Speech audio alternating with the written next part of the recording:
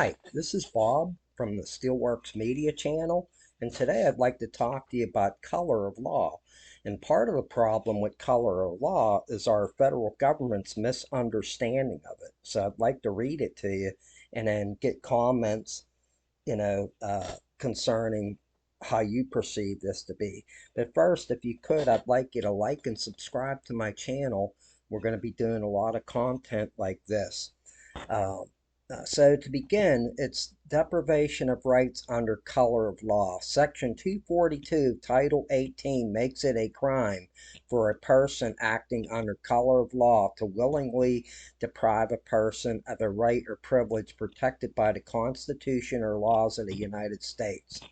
For the purpose of Section 242, acts under color of law include acts not only done by federal, state, and local officials within their lawful authority, but also done beyond the bounds of that official's lawful authority.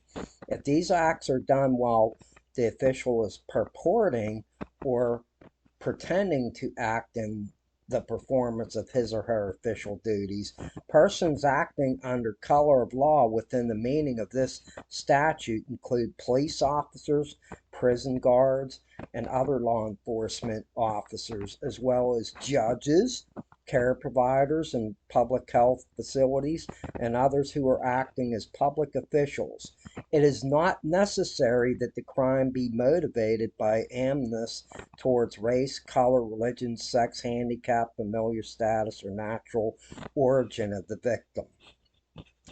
The offense is punishable by a range of up to life term or death penalty, depending on the circumstances of the crime and the resulting injury, if any.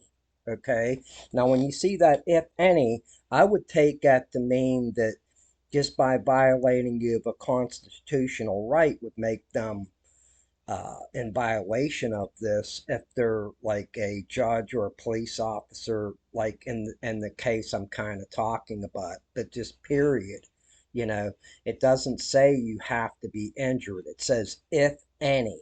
Okay, now to go on, it says Title 18 USC Section 242. Whoever under color of law, statute, ordinance, regulation, or customs willingly subjects any person in any state, territory, commonwealth, possession, or district to the deprivation of any right, privileges, or immunity secured or protected by the Constitution or the laws of the United States shall be fined under this title or imprisoned not more than 1 year or both if bodily injury results from the acts of committed in violation of this section, or if such acts include attempted use or threatened use of dangerous weapons, explosives, or results from the act committed in violation of this section, or if such acts including kidnapping or attempting to kidnap, aggravated sexual abuse, or an attempt to commit aggravated sexual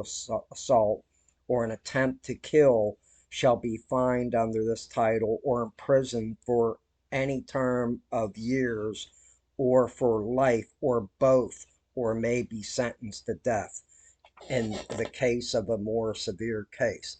But in my interpretation of this, it doesn't say you have to be injured. It says if injured.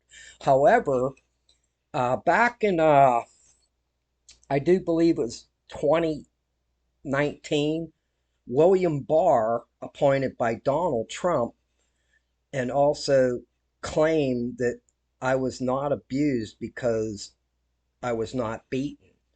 Other letters from as early as 2018 from a man named Mr. Gore from there claim the same thing. They all want to claim that, but this letter kind of really